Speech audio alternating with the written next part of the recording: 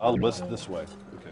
You can say, like, who's the excessive one here? Cigar, coffee. Like, I'll tell you. like, Yes, Check out the seat there. I'm gonna bring another one. Yeah, this is Europe. like coffee? Oh yeah. Cigar, cigarette. Yeah. You guys got an act together yet?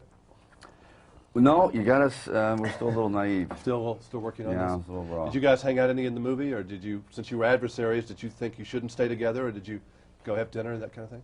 We had dinner a couple times, but you know, we would work at different times, and I don't know about him, but I was like exhausted. People think you go out and party. I go home and boom. In a way, we are chasing each other during the whole movie, and really the only one scene that we have together is the cab scene, and we were working the same. Yeah, the cab and that little finale. The rest of the time, I don't know where he is. He's out there.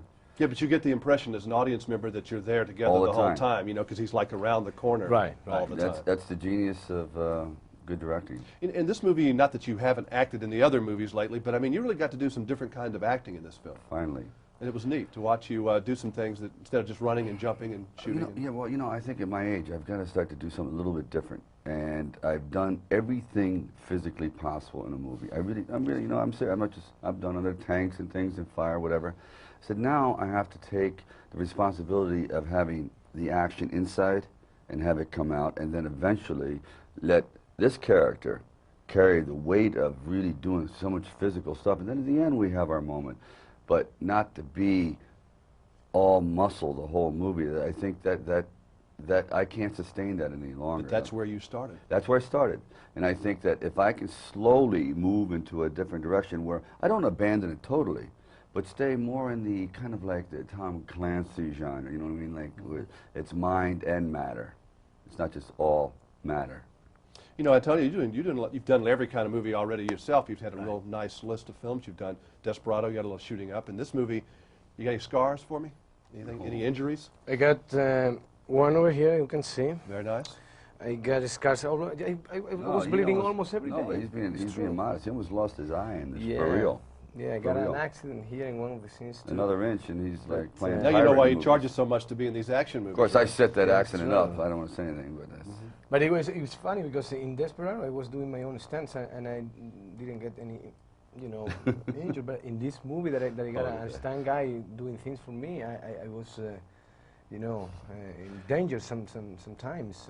But anyway, the movie is action, but in Desperado I did much more action than here. I think this movie is also pretty much a thriller more than an action movie, and it's mental stuff too. So it's more like a chess game. And it's about playing games with each other. I mean, these characters really are in that way. Dangerous chess game. What is fun still for you guys to do in a movie? What do you say, I had a fun day today? What does that mean? That's a good question. A fun day for me is actually like doing a great verbal scene. That to me is a fun day. When you can deliver the line and you and your actor, your fellow actor, you're cooking. And then at the end of the day, it's like it never existed. In other words, you're, as we say in golf, you're in the zone. That is a fun day.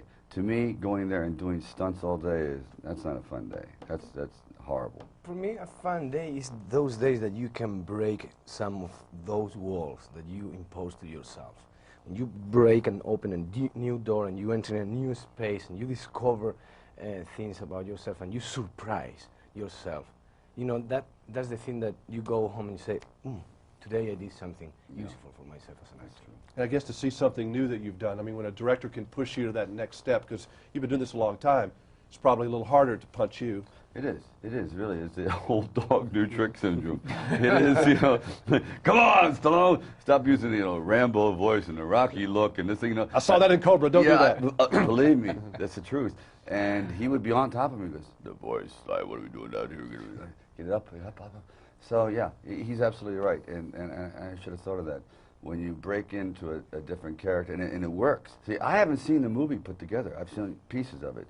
So this is like a thrill. What I'm listening to, I don't know what you're saying. I hope it works, but it works. It's like it's like breaking the ground. Yeah, it is. Now you guys, I was at the grocery store the other day, and I see you there more than I see Kellogg's cereal. Both of you.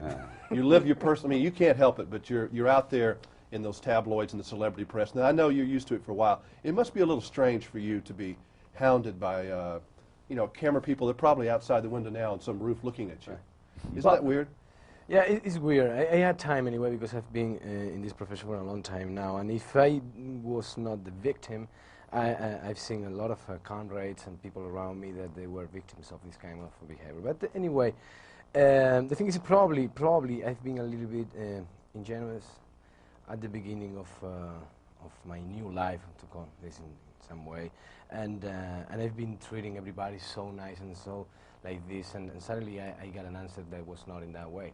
So probably what I should do is probably just I think. Did you give him any advice? You know? Because you're Mr. Grocery Store. I tried. I said, really, you can either sue him, you can sit there and take it inside and be so angry that it wrecks your whole day, or you realize that in 24 hours, it's going to be someone else. It's going to be me in a scandal. It'll be some other actor in a scandal. Just be patient, you know, because it all goes away. The one thing, people do get bored quickly. They do, and they'll move on to some other scandal.